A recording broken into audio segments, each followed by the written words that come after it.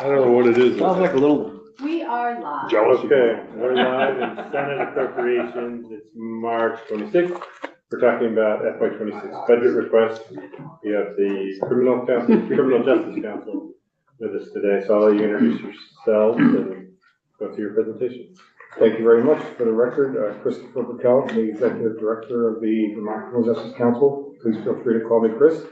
With me today is Lindsay DeBurge, who is our Director of Administration, and Jason Kennard, who is our budget analyst assigned to our huge budget that he gets to analyze for us every year. So well, he's here a lot. He's handy to have.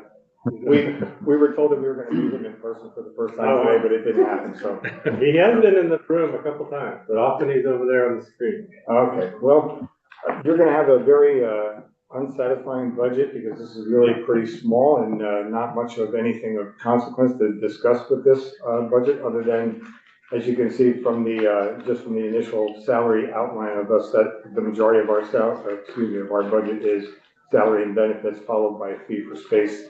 The next two, which are really important to us, are the IDT funds of 8%, which are funds that we utilize for highway safety education. And then the one critical piece for us is really our contracts and other personal services, which is where we get a lot of the work done that we don't have allocated within our budget. Those are the funds that we utilize that for. And then food, which again is a large actual item of our budget, which we don't have any control over, but a lot of people don't realize that that's mandated that we provide that free of charge to any recruit coming through. So their housing and their food are statutorily mandated. During that, was it 90 days or how long is the? So for us, it's a 17-week process by each class, and there's 2 full-time classes. And then we have 3 level 2 classes, which were formerly referred to as part-time. Those are folks as well that are in-house while they're with us. They can commute, but the majority of them are in-house.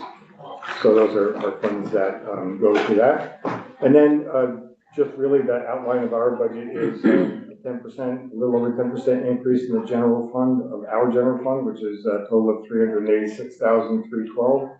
And then an increase of 13.89 in the IDT funds, which again are the funds that go to our highway partner education. So that covers drug recognition experts, ARIDE, DUI training, and SFST, which is standard field sobriety testing.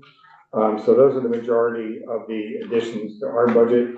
And I think one point that I'll let Jason go over the ups and downs within our budget, but just so you recognize on page 9 of our budget, the one large reduction that we had in there, which was listed of $225,000, was really a fund for 2 positions that we had allocated by the legislature. It was put into the other personal services line because we did not have positions to Vantage to attach those to. Once we got those 2 positions, those funds were then removed and used for the salaries and benefits. Short of that, I'll let Jason go through the ups and downs. If there was any interest in those ups and downs with the committee. It seems like the only thing that's kind of new is the canine trainer. Is that also just in salary and wages, that position? Yes.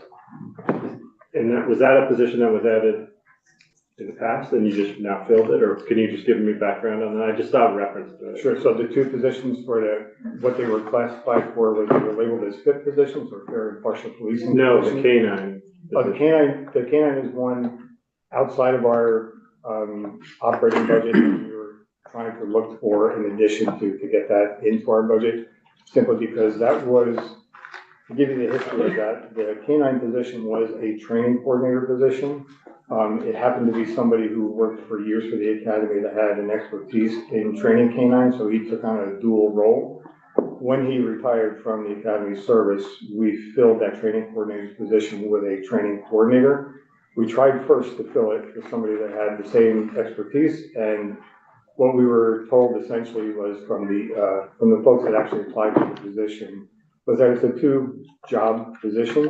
And those folks that were interested in that didn't want to have anything to do as a training coordinator, but only wanted to contract with us for a canine position for training specifically.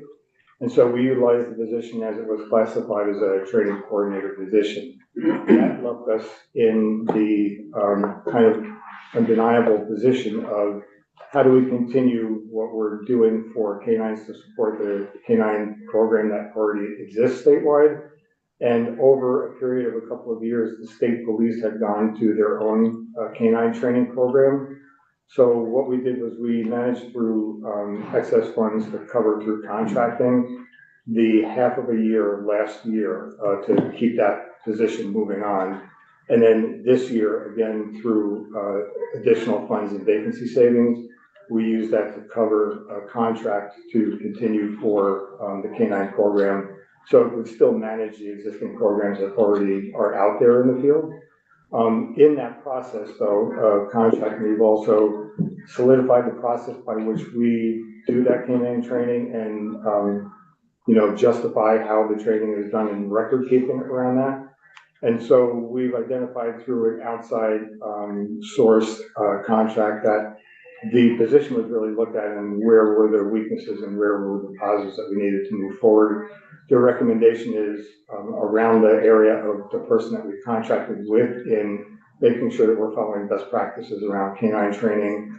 That, in addition, has been discussed with the state police as far as their canine program, because their canine program did exist under the person that we are contracting with now. So they know the type of training that that model follows, and it also would now alleviate some of the training should they join back with us, what they're doing for expenditures going out of state to the state of Connecticut, which is following the same model of what we're doing now. So in theory, the hopes would be to rejoin both of those canine programs back together. It would utilize some savings for the state in order for them not to have to travel out of state to continue theirs, as well as multiply the force of in-service instructors that we would have in-state to then reach other entities throughout the state. So you're looking at the person that you're contracting with, you're looking to hire as a staff person? Not necessarily, continue to we're looking to have that as a position that we could eventually hire. Hopefully that person would have an interest in that, but that's not a guarantee. Okay. And there's somebody at state police that's also doing training? The state police. They contract with the same person? That's correct. It's not the same person. They are able to join us should they so choose to do that. But because they separated their training and decided to stick with their Connecticut model because of his retirement, they didn't have an option of somebody that was in that capacity to deliver that training. Okay, and then your original comment about this being outside of this is outside of the governor's recommendation, is that what you're saying? It is outside. UVM is giving. But did you make the proposal to the governor, or this came after the budget process? We made a proposal in the beginning. We didn't get any feedback on that. We were allowed the opportunity through House Appropriations to discuss that, just to outline what we were currently doing and what was our plan moving forward. If we had a plan and what we could try to do to get that position. There were a number of positions that we asked for. Understand that's not a nice thing to ask for. It's just trying to get through how we do business and providing the services that we do to law enforcement. Do you know if the House included that in their budget? They did, as of yesterday, I believe. Coming out of mid, okay. Senator Norris? Yeah, did you have, and speaking to members of the House in reference to this budget, Chris, did you have monies in a line item like 75K or something originally, or correct me on that? It was not money that we had in our budget, it was vacancy savings that we used to cover that, because there had to be a way for us to continue that training for the rest of the state. And we contracted because of the time of year that it was for one class to happen. Continuing on, we managed for this year, so here's the drawback for us, right? We are an agency the size of 16 people. We're not like most state agencies, so we don't have the ability to have vacancy savings and budgetary monies to create all the programs that we already do and programs that already exist. So with this year, we were again in the situation of where do we come up with the funding for that? And again, it was with vacancy savings. Those positions we have now filled. These were positions that we needed. So we will not have those vacancy savings moving forward.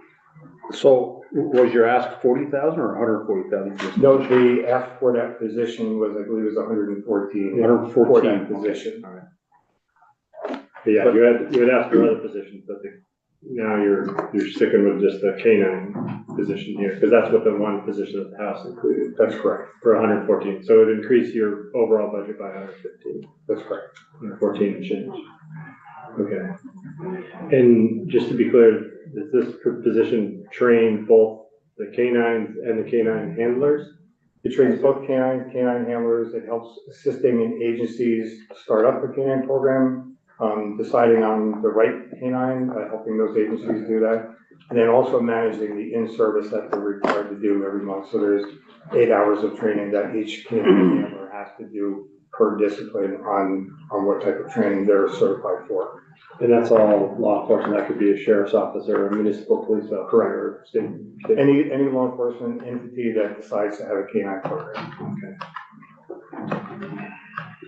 Okay, that's helpful. And I don't see anything that really stands out other than that 225. The fee for space change is large, unless that's a decimal point, not a comma. But at 218,000, or is it $218?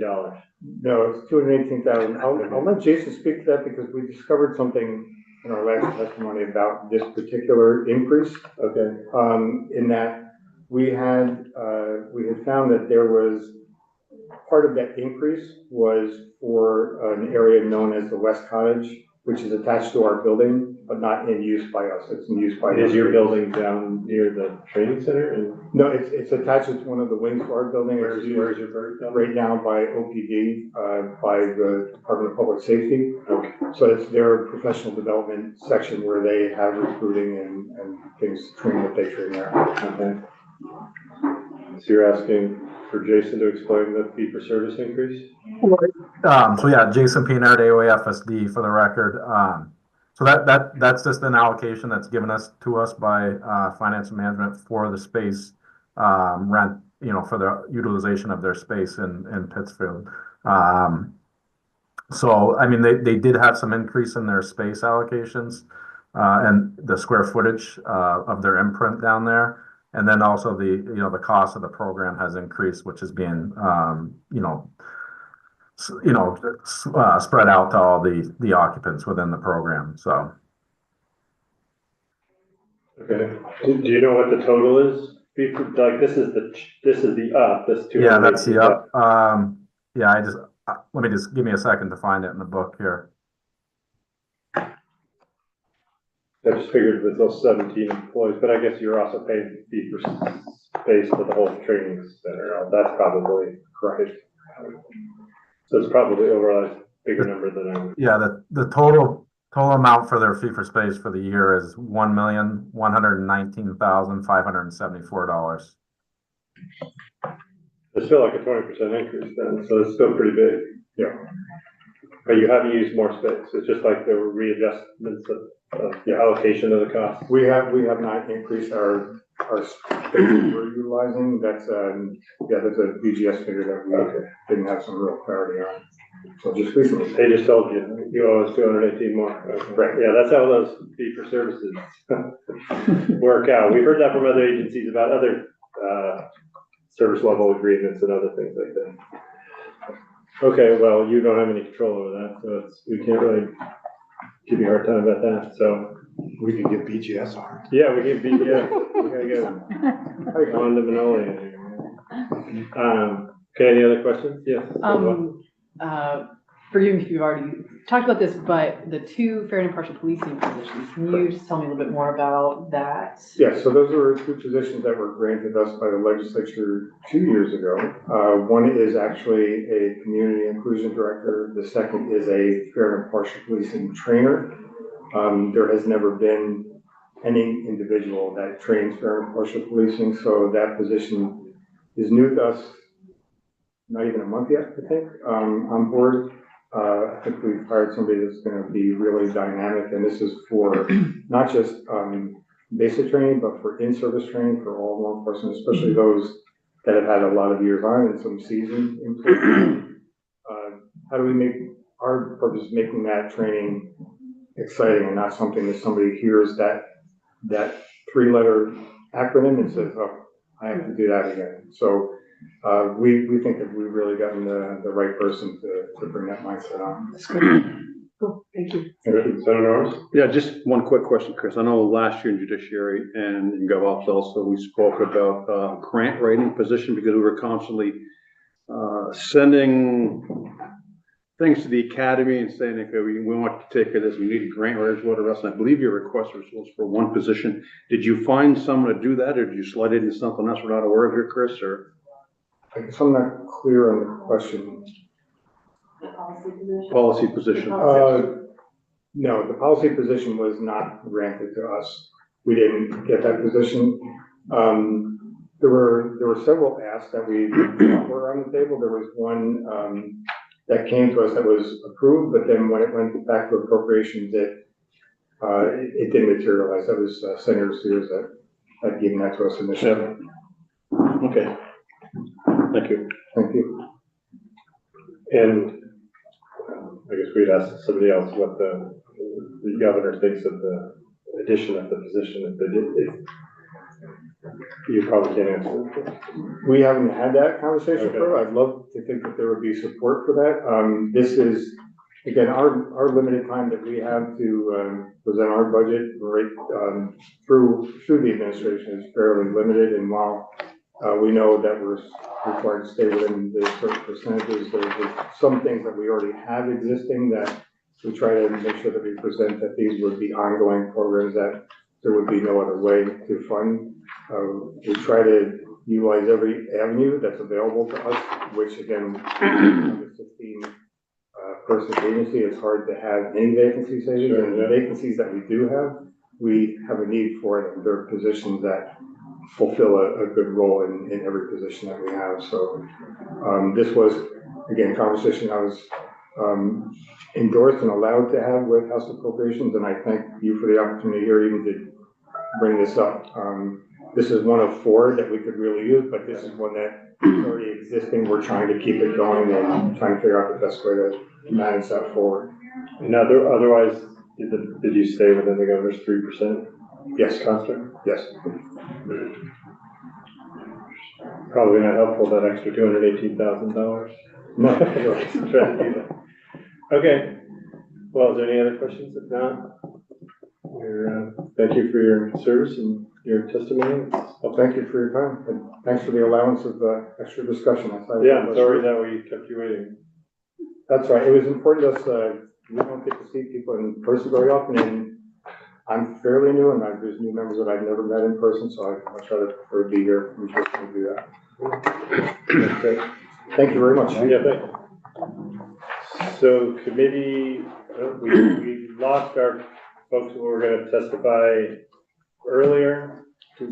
Senate Pro Tem, do you know if tomorrow's floor is going to be as long as today, or should it be like a short? No notice count. Yeah, I was going to say, but there wasn't. So I think if we have So be safe. 15-minute session. Okay, so we could be even safe to start at 2:30. Oh, really long enough. Unless there's something I'm forgetting, I don't see anything on the floor. Okay. Well, maybe we'll say 2:45. I can't imagine. I was saying, Pro Tem would If there's something forget we it. can do. But think about that. Yours was Usually we've gone pretty through intense. this. Usually Pretty it intense. takes like a full week of long sessions to get through it. We've done a couple of 2-hour sessions and we've gone through the whole. Yeah, there's nothing really all that. I know. Okay, so. Loving all the compliments.